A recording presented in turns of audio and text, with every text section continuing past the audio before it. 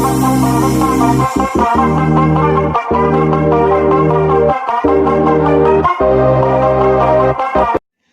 वालेकुम दोस्तों, नजीब्स official YouTube channel में खुशामदीद। दोस्तों, इस वीडियो में हम 10वीं जमात महाराष्ट्र बोर्ड के रियाजी हिस्सा दुवम यानी ज्योमेट्री का तीसरा सबक दायरा का मुताल्ला कर रहे हैं। आज हम मशक़ी सेट 3.3 की थ्योरी स्टार्ट करेंगे। मशक़ी सेट 3.3 के जो बेसिक कंसेप्ट्स हैं, जो बेसिक चीज़ें हैं, वो दायरे का कौस, मरकज़ी ज़ाविया और कौस की पैमाइश, ये 3 टॉपिक हैं। ये बेसिक है और इसी के ऊपर डिपेंडेंट मसले हैं जिसके ऊपर मशक़ी सेट 3.3 में क्वेश्चंस है, वो हमें सॉल्व करना है। तो पहले हमें दायरे का कौस, मरकज़ी ज़ाविया और कौस की पैमाइश कैसे की जाती है, इसे अच्छे तरीके से समझना होगा। आइए वीडियो की शुरुआत करते हैं। ये थ्योरी किताब के सफ़ा नंबर 59 पर दी गई है। दायरे का कौस सबसे पहला टॉपिक है। काते खत की वजह से दायरा 2 हिस्सों में तकसीम होता है। दायरा 2 हिस्सों में तकसीम होता है किसकी वजह से? काते खत की वजह से। काते खत यानी कि ऐसा खत जो दायरे को 2 जगह पर कता करता हो।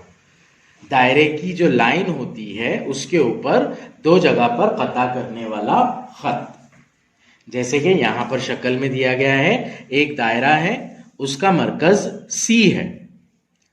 नाउ ये वाला खत दायरे को 2 जगह पर कता कर रहा है, A और B पर, इसलिए हम इसे काते खत कहेंगे। काते खत की वजह से दायरा 2 हिस्सों में तकसीम होता है। इनमें से कोई एक हिस्सा और काते खत के दायरे पर वाक़े 2 नुकात से मिलकर हासिल होने वाली शक्ल को दायरे का कौस कहते हैं। तो जैसे कि यहाँ पर फिगर में है, C मरकज वाला एक दायरा है और इसके ऊपर एक काते खत है। फर्ज कर लीजिए इसे हम K नाम देते हैं। तो ये काते खत के दायरे को नुकात A और B पर कता कर रहा है। तो यहाँ पर कता होने की वजह से दायरा 2 हिस्सों में तकसीम हो रहा है, एक ऊपर वाला हिस्सा और एक नीचे वाला हिस्सा। ये जो पार्ट है ये नीचे वाला हिस्सा होगा दायरे का, और इस लाइन के ऊपर वाला पार्ट ये ऊपर वाला हिस्सा होगा। तो ये जो हिस्से होते हैं,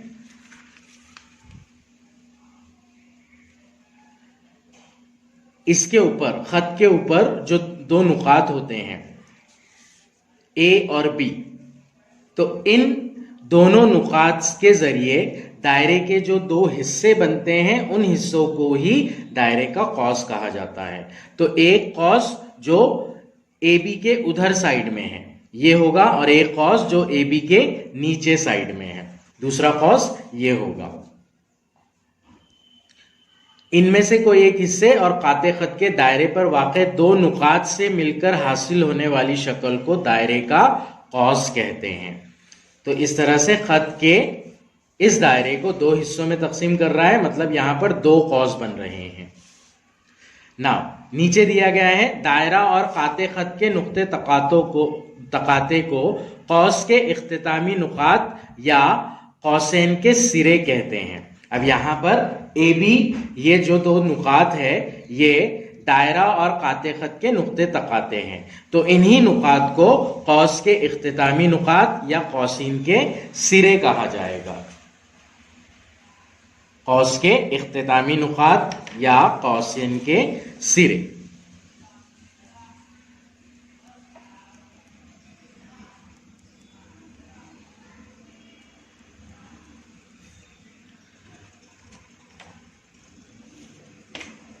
कौसैन के सिरे भी बोलते हैं हम इसे।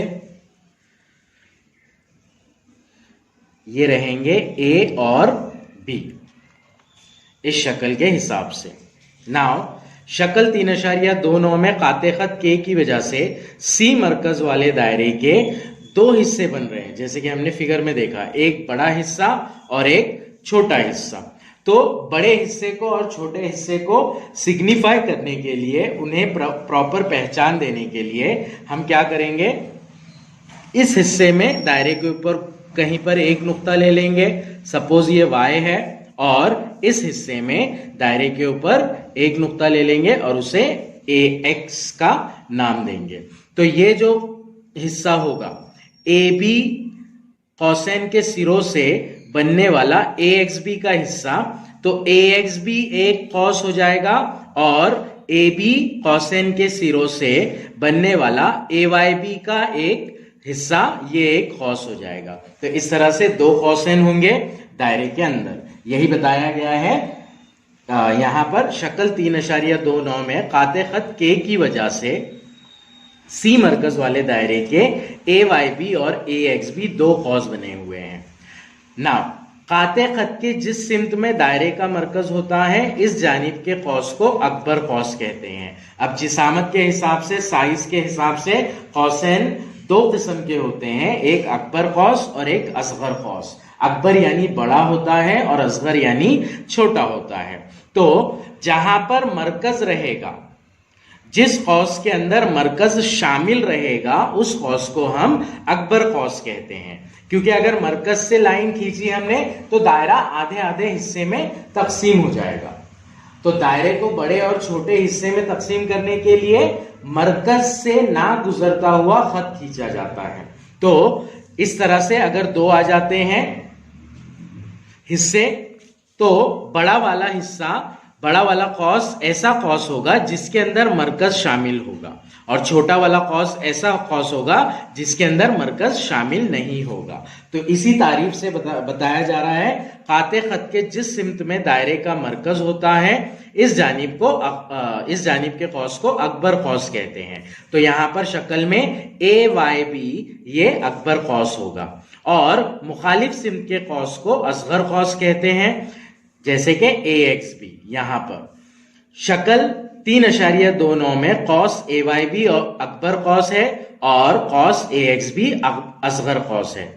किसी भी कौस का नाम 3 हुरूफ इस्तेमाल करके लिखने पर हमें वाज़ेह तौर पर समझ में आता है, लेकिन कुछ शक ना हो तो असगर कौस का नाम इख्तितामी नुकात के हुरूफ से जाहिर करते हैं।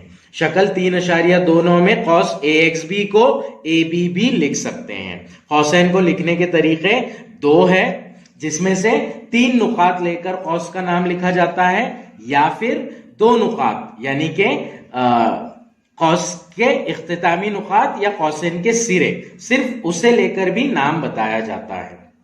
जैसे ए एक्स बी को ए बोला जाएगा और ए वाई बी को भी ए बोला जाएगा। हम असगर कौस का नाम लिखने के लिए यही तरीका इस्तेमाल करेंगे। तो असगर कौस का नाम जब भी लिखेंगे तो हम ए एक्स बी की बजाय ए बी लिखेंगे। थ्रू आउट टेक्स्ट बुक में आगे के एग्जाम्पल्स में, सवालात वगैरह में, मसलों वगैरह में असगर कौस का नाम 2 नुकात के फॉर्म में ही लिखा हुआ मिलेगा हमें। तो ये था कंसेप्ट दायरे के कौस का। इसके अंदर हमने देखा कि दायरे को 2 हिस्सों में तकसीम करने वाला खत 2 हिस्से यानी कि 2 कौस बनाता है। उसमें से एक कौस असगर कौस होता है जो मरकज की मुखालिफ सिमत में होता है और एक कौस अकबर कौस होता है जिस कौस में, जिस हिस्से में दायरे का मरकज शामिल होता है। इसी के साथ साथ जो कौस का नाम लिखते हैं हम वो 2 तरीकों से लिखते हैं, एक तो 3 नुकात के नाम से और दूसरा 2 नुकात के नाम से। तो असगर कौस को नॉर्मली हम 2 नुकात के फॉर्म में ही लिखेंगे। कौस के जो इख्तितामी नुकात होते हैं या फिर काते खत और दायरे पर जहां पर वो कता हो रहा है वो वाले नुकात को कौसैन के सिरे या कौस के इख्तितामी नुकात कहते हैं। सेकेंड कंसेप्ट पर आते हैं हम, मरकजी जाविया। जिस जाविये के का रासी नुक्ता दायरे के मरकज पर वाक़ हो इस जाविये को मरकजी जाविया कहते हैं। अब दायरे के अंदर एक ऐसा जाविया होगा जिसका रासी नुक्ता दायरे के मरकज पर वाक़ होगा, तो उसे हम मरकजी जाविया कहते हैं। तो अब हमें पहले यह समझना होगा कि रासी नुक्ता किसे कहते हैं। मान लीजिए हमारे पास एक जाविया है, इस तरह से जाविया ए बी सी। इसके अंदर 2 साख है, एक जाविया ए बी एक साख ए बी और दूसरी साख बी सी। तो ये जो कॉर्नर वाला पॉइंट होता है, नोक वाला पॉइंट जो होता है, नोक वाला नुक्ता जो होता है, इसे हम जाविये का रास कहते हैं। रास हो गया बी और ये एक साख हो गई जाविये की और ये एक हो गई साख बी सी। साख ए बी, साख बी सी और जाविये का रास होगा बी। तो नुक्ता बी यहां पर राशि नुक्ता कहलाएगा जाविये का। तो इस तरह से राशि नुक्ता जाविये का ऐसा पॉइंट होता है जो नोक वाला पॉइंट होता है। तो अब हमसे यहां कहा जा रहा है कि जिस जाविये का राशि नुक्ता दायरे के मरकज पर वाक़ हो, इस जाविये को मरकजी जाविया कहते हैं। अब यहां पर हमें एक जाविया दिख रहा है, जाविया AOB।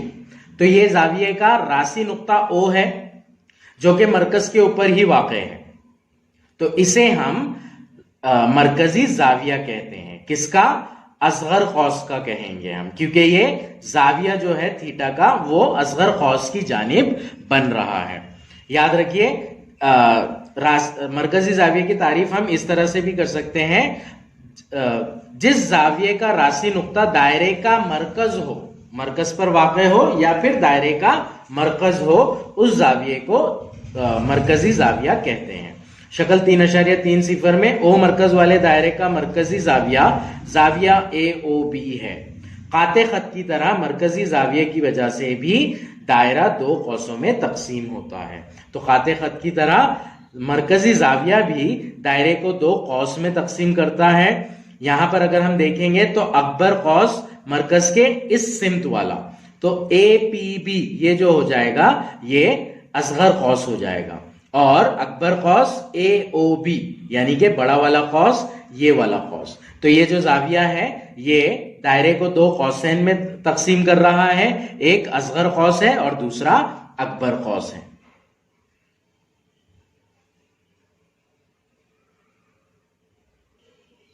ये था मरकजी जाविये का कंसेप्ट। अब हम कौस की पैमाइश कैसे करते हैं ये देखेंगे। कभी कभार दो कौसों का मुआवजा करने की जरूरत पेश आती है, इसलिए कौस की पैमाइश की तारीफ अगले सफ़े के मुताबिक तय की गई है। असल में नंबर 1 से ही स्टार्ट हो रही है, इसी पॉइंट से स्टार्ट हो रही है। असगर कौस की पैमाइश इसके नज़ीरी मरकजी जाविये की पैमाइश के मसावी होती है ना। इस शक्ल के अंदर अगर कभी हम देखते हैं तो यहां पर असगर कौस APB है और उसका मरकजी जाविया जाविया AOB है। तो अगर कभी हमें असगर कौस की पैमाइश करना है तो हमें इसके मरकजी जाविये की पैमाइश करना होगी, मतलब जाविया AOB कितना है ये देखना होगा। क्यों? क्योंकि असगर कौस की पैमाइश इसके मरकजी नजीरी मरकजी जाविये की पैमाइश के मसावी होती है। तो अगर कभी असगर कौस की पैमाइश बोल रहे हैं हम तो वो ये जाविये की पैमाइश होगी। असगर कौस का नजीरी मरकजी जाविया ये है। अगर अकबर कौस की पैमाइश बोल रहे हैं हम तो इस जाविये की पैमाइश होगी जो कि 180 दर्जे से ज्यादा होगा। शक्ल 3.30 में मरकजी जाविया AOB की पैमाइश थीटा है, इसलिए असगर कौस APB की पैमाइश भी थीटा है। नंबर 2 दिया गया है, अकबर कौस की पैमाइश मसावी 360 दर्जे मनफी नजीरी असगर कौस की पैमाइश। अब जो दायरा होता है, दायरे की कुल पैमाइश होती है 360 दर्जे। तो अगर कभी असगर कौस की पैमाइश थीटा हो गई तो हमें अकबर कौस की पैमाइश निकालने के लिए 360 में से थीटा को मनफी करना पड़ेगा, यानी कि असगर कौस की पैमाइश को मनफी करना पड़ेगा। तो इसीलिए यहां पर हमें जाब्ता दिया गया है, अकबर कौस की पैमाइश मसावी 360 दर्जे मनफी नजीरी असगर कौस की पैमाइश। इसलिए अकबर कौस AQB की पैमाइश, शक्ल में यहां पर अकबर कौस है AQB, इसकी पैमाइश हो जाएगी 360 मनफी कौस APB की पैमाइश जो कि थीटा दर्जे दी गई है। तो अकबर कौस AQB की पैमाइश हो जाएगी 360 माइनस थीटा डिग्री। नेक्स्ट, निस्फ दायरे के कौस की पैमाइश यानी निस्फ दायरे की पैमाइश 180 दर्जे होती है। मान लीजिए अगर कभी कौस निस्फ दायरे के बराबर है, यानी कि जो काते खत है वो मरकज से गुजर रहा है, तो इस तरह से इस सिचुएशन में AXB, यहां पर अगर कभी A आता है और यहां पर कभी B आता है तो दो कौसेन बन रहे हैं, वो एक है AXB और दूसरा है AYB। तो ये जो दोनों हो जाएंगे ये कौसेन निस्फ दायरे के बराबर हो जाएंगे, तो इनकी पैमाइश 180 दर्जे होगी। यही पॉइंट दिया गया है यहां पर। निस्फ दायरे के कॉस की पैमाइश यानी निस्फ दायरे की पैमाइश 180 दर्जे होती है। मुकम्मिल दायरे की पैमाइश 360 दर्जे होती है। ये तो हमें पहले से ही पता है। तो इस तरह से ये 3 टॉपिक है जो इंट्रोडक्शन है मशकी सेट 3.3 के सवालात का, मसलों का और क्वेश्चंस का।